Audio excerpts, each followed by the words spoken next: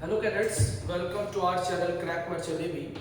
तो जैसा कि आपको पता ही है कि हम लोग पीवाईक्यू की सीरीज चला रहे हैं, जिसमें से 13 जो भी हमारी पीवाईक्यू की सीरीज जो भी पिछली वीडियो है 13 वो सब हो चुकी है। आज हमारी 48 जो भी होगी इस पीवाईक्यू की सीरीज होगी, जो कि स्पॉन्सरशिप में आपके बहुत सारे लाइनअप होने वाले हैं और स्पॉन्सरशिप के साथ साथ ये IUCT में भी आएगा।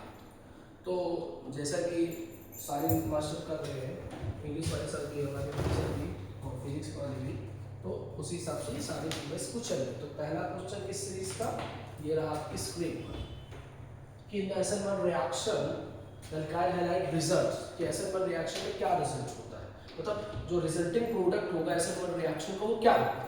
तो पहला लिखा retention of configuration, partial racemisation, inversion of configuration, ये ऑल ऑफ अबव, ये ऑल ऑफ अबव।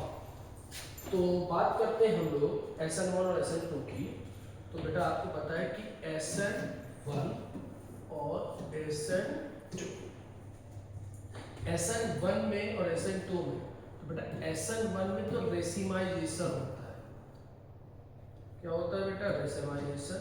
और SN2 में होता है इन्वर्जन ऑफ कॉन्फिगरेशन।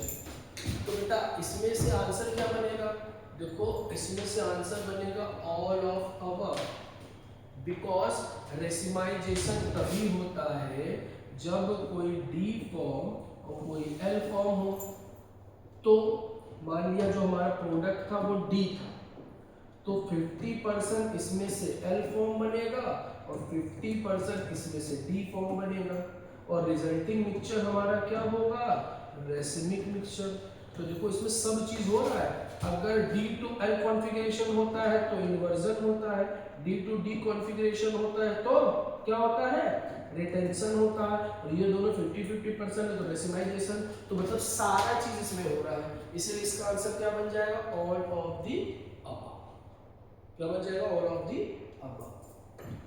यार मैंने पिछली वीडियो में इसको बहुत अच्छे से पढ़ा रखा है, पूरा डिफरेंस दिखाए थे कि किसमें कौन से क्या होता है। तो ये आपका पहला आंसर होगा ऑल ऑफ दी अबव। दूसरा question, the amount of ion discharged during the electrolysis is not directly proportional to। तो ये हमारा इलेक्ट्रोकेमिस्ट्री का क्वेश्चन है और फैराडेज लॉ से आया है। किससे आया बेटा? फैराडेज लॉ से।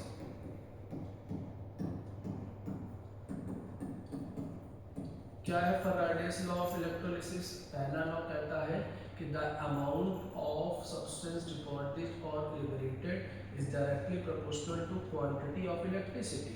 तो W equals to I into T, मतलब Q पे डिपेंड करता है, I पे डिपेंड करता है, I पे डिपेंड करता है। और इसमें पूछा है नॉट, इसमें किस पे पूछा है? नॉट।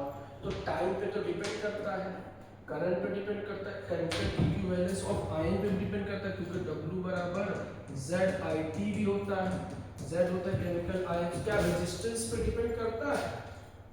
तो नहीं करता है, मतलब तो इसका आंसर नहीं वाले कौन होगा? Resistance.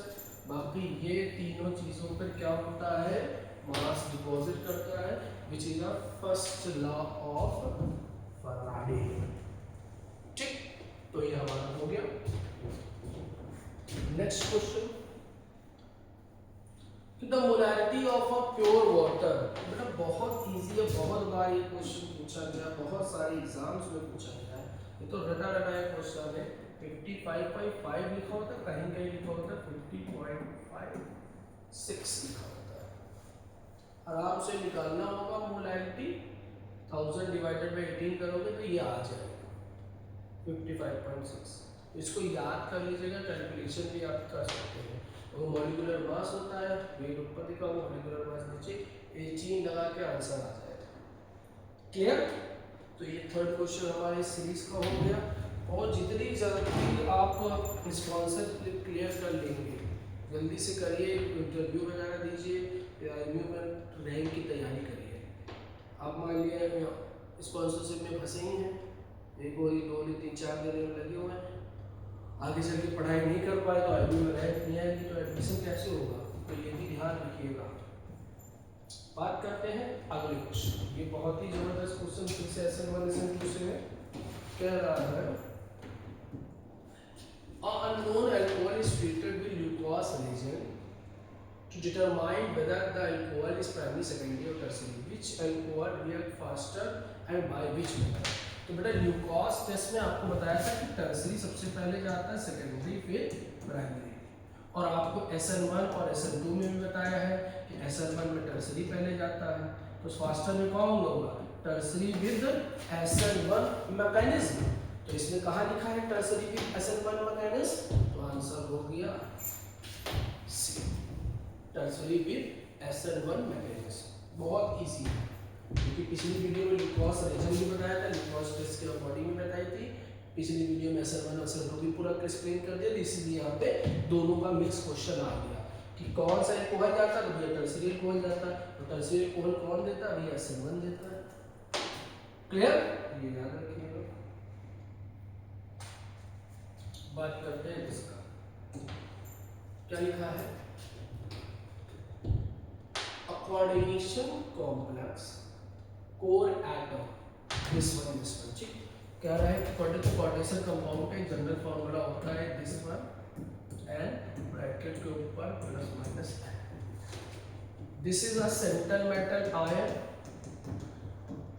This is ligand, this is coordination number and this is charge number. और इस ब्रैकेट को कहते हैं कोऑर्डिनेशन स्फीयर। ठीक, तो सेंट्रल मेटल आयन क्या करता है? लोन पेयर एक्सेप्ट करता है। लिगेंड क्या करता है? लोन पेयर डोनेट करता है, तो शेयर करता है। ठीक, अब अकॉर्डिंग टू जो भी लोन पेयर एक्सेप्ट करता है वो एसिड कहलाता है, और जो डोनेट करता है वो बेस कहलाता है। तो इसने कहा कोर एटम, तो कोर एटम क्या होता है? Central metal atom. तो इसमें से कोर एटम क्या है? एसिड की तरह बिहेव कर रहा है। तो आंसर क्या होगा? आंसर क्या होगा हमारा? लुईस एसिड, क्योंकि लोन पेयर के अकॉर्डिंग लुईस कहता है, लोन पेयर को एक्सेप्ट करता है या डोनेट करता है। ये याद रखिएगा। आगे बढ़ते हैं। ये आइसोमेरिज से क्वेश्चन है, किस टाइप की क्या आइसोमेरिज होती है? तो linkage isomerism, calculate the compound this one and this one show which kind of isomerism। ठीक है, किस टाइप के आइसोमेरिज्म रखते हैं? तो बेटा ये आयोनाइजेशन आइसोमेरिज्म रखेंगे। कौन सी आइसोमेरिज्म रखेंगे? आयोनाइजेशन। अच्छा नहीं, गलत क्वेश्चन है, रुको पहले ये देखो, तो इधर उधर COSO4 का होल 4 NH3 का होल 5 Br, COSO4 का SO4 NH3 का होल 5 Cl। तो इसमें देखिए इन दोनों का मॉलिक्यूलर फॉर्मूला ही सेम नहीं है, सेम मॉलिक्यूलर मास नहीं है, तो आइसोमर होएगा ही नहीं। There is no isomer. Isomerism की पहली डेफिनेशन क्या है? Those compound who have a same molecular formula but different structural formula is known as isomers. अब ये इनका मॉलिक्यूलर मास ही सेम नहीं है, तो आइसोमेरिज्म क्या शो करेंगे? अगर यहाँ पे बाहर SO4 होता तो यहाँ पे Br होता, तो आयंस में डिफरेंस हो जाता, तब कहते हैं आयोनाइजेशन आइसोमेरिज्म। तो इसका आंसर क्या होगा हमारा? No isomerism. बहुत इंपॉर्टेंट क्वेश्चन है। Which of the following has magnesium? ये भी क्वेश्चन आया है भाई कि इन सब में मैग्नीशियम क्या होता है? ये carbonic anhydrase stone, vitamin B, haemoglobin, haemocyanin या क्लोरोफिल। तो बेटा मैग्नीशियम जो कंपाउंड है वो क्लोरोफिल में पाया जाता है। इसमें पाया जाता है बेटा? क्लोरोफिल में। किसमें पाया जाएगा? क्लोरोफिल में। अच्छा, दूसरे में लिख देता हीमोग्लोबिन, तो हीमोग्लोबिन में आयरन पाया जाता है। क्या पाया जाता है? आयरन। और कैंसर के लिए क्या यूज होता है? आइसोटोप ऑफ कोबाल्ट का यूज होता है। इसका यूज होता है आइसोटोप ऑफ कोबाल्ट। तो ये सब क्वेश्चन आ जाते हैं। ये एप्लीकेशन ऑफ हमारा coordination compound. 8 chemical use in a salt bridge. ये क्वेश्चन इलेक्ट्रोकेमिकल केस है कि कौन से जो इनमें से है जो प्रेजेंट होंगे। तो तो KOH होगा या KBr, KCl या KNO3। तो आपको मैं बता दूं सॉल्ट ऑक्सीडाइजिंग सॉल्ट ब्लीचिंग का काम क्या होता है, आयन बैलेंसिंग का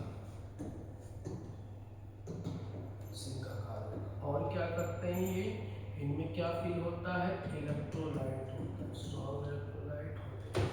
तो इसमें इन दोनों में से कोई होगा, KCl या KNO3, तो आप कहेंगे KNO3 का होता है, जो कि आयन बैलेंसिंग जब हमारा किसी एक तरफ का एलिमेंट का जो भी इलेक्ट्रोड इन्वॉल्व होता है सेल रिएक्शन में, दूसरी तरफ का सॉल्यूशन, इसकी वजह से आयनों में कहीं एक तरफ कमी आ जाती है, एक तरफ बढ़ोतरी आ जाती है।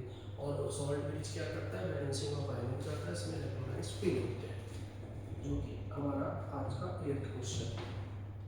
9th नंबर क्वेश्चन कह रहा है विच इज करेक्ट।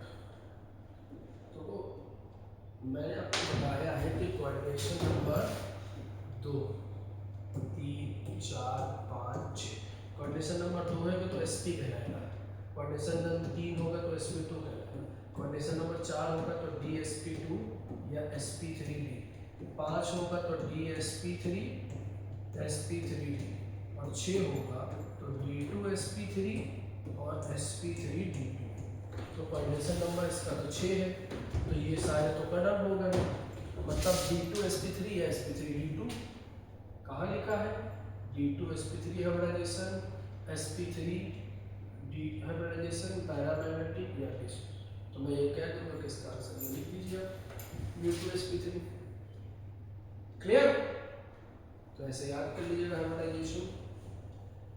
आज 10th क्वेश्चन 10 ही आया था इस सीरीज में, तो 10वां क्वेश्चन ये रहा आपके टीवी स्क्रीन पर, मोबाइल की स्क्रीन पर, जिसकी देख रहे हो लैपटॉप की स्क्रीन पर, ये हमारा लास्ट क्वेश्चन क्या लिखा है, the number of mole of NaCl, given part लिखना है हमको पहले, फिर मोल लिखना है, निकालना है। क्या गिवन है, गिवन हमारा है मोलैरिटी लीटर और मोल निकालने हैं। तो मोलैरिटी बराबर होता है मोल बाय वॉल्यूम, तो मोल बराबर क्या हो जाएगा, मोलैरिटी इनटू वॉल्यूम। मोलैरिटी कितनी दी गई है, 3, वॉल्यूम में कितना दी गई, 3, आंसर आएगा 9 मोल, आंसर 9 मोल,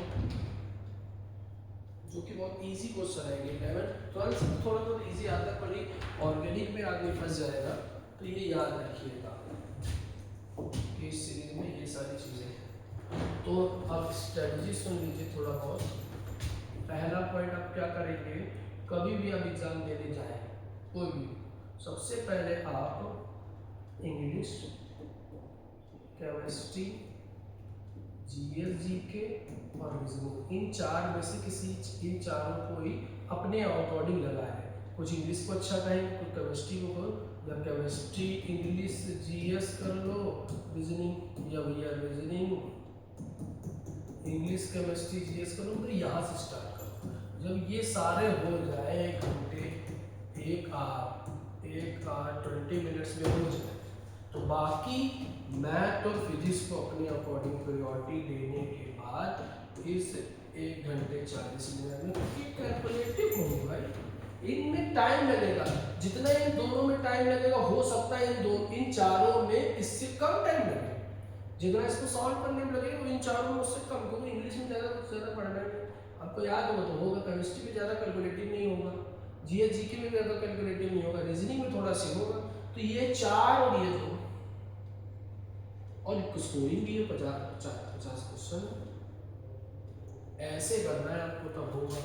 अगर इस पे जाओगे तो बहुत सारा वेस्ट हो जाएगा, दिमाग पे प्रेशर बढ़ेगा कि यार अभी तक 1 घंटा हो गया, अभी मैथ ही नहीं खत्म हुई, अभी तो मैथ नहीं खत्म हुआ, तो फिजिक्स बची हुई है, फिजिक्स बची हुई है, और इंग्लिश भी है, केमिस्ट्री भी, GS भी है, तो माइंड का प्रोसेसर क्या होगा, स्लो। तो जब ये 1 घंटे में थोड़ा बहुत कर लो, मान लिया 1 घंटे में इंग्लिश ये 3 कर लिया, रीजनिंग छोड़ दिया, तब तुम कहोगे यार 2 घंटे में 3 ही सब्जेक्ट करने हैं, इसका लोड कम हो जाएगा आपका दिमाग से, और ये इंग्लिश केमिस्ट्री जीएसजी का लोड कम हुआ, आपका दिमाग फ्री काम करेगा, फ्री काम करेगा तो तेज काम करेगा। तो ये स्ट्रेटेजी आप जरूर अपनाइएगा अकॉर्डिंग टू मी।